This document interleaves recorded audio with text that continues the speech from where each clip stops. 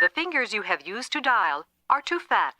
All humans secretly love fighting, and with our lives becoming increasingly sedentary, we satisfy the urge by watching fights rather than fighting ourselves. Whether it's two drunk men on YouTube, animated violence, or in this case, boxing, Big George Foreman is based on the life of Big George Foreman, obviously. One of the greatest boxers who ever lived, so I don't expect any twists. Critics get it wrong again. On Rotten Tomatoes, or Tomatoes, or whatever you call it, the audience scores 97% compared to the critics' measly 44%. Criticisms include, it's boring, flies by too fast, and appeals to Christians over sports fans. Let's tackle that last point first because I'm awkward.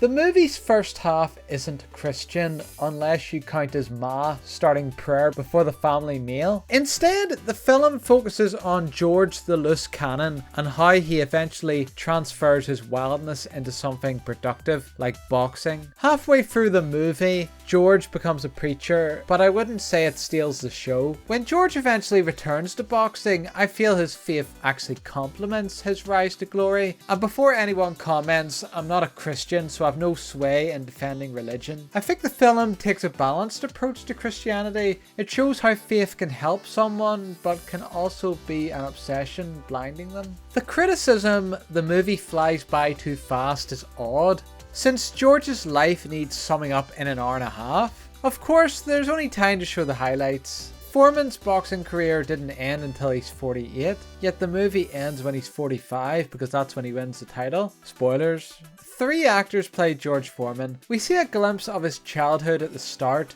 He grows in extreme poverty, resulting in a deep rage to the world. After that, in the first half of the movie, George is a young man. He gets the opportunity to live at a job centre, which teaches the skills to live among society and keep off the streets.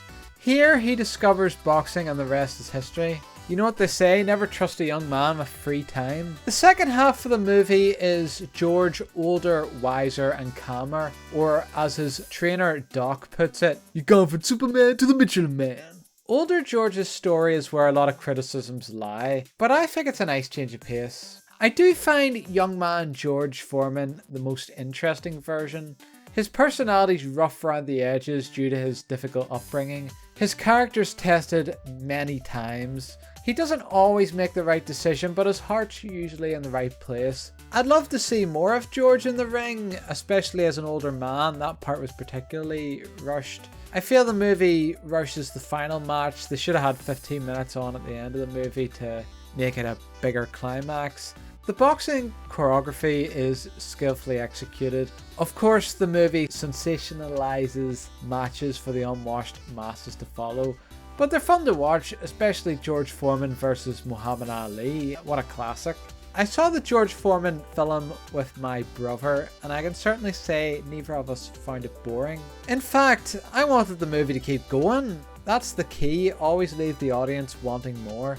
So far, Big George Foreman is my movie of the year. If you have any interest in boxing, you owe it to yourself to watch it.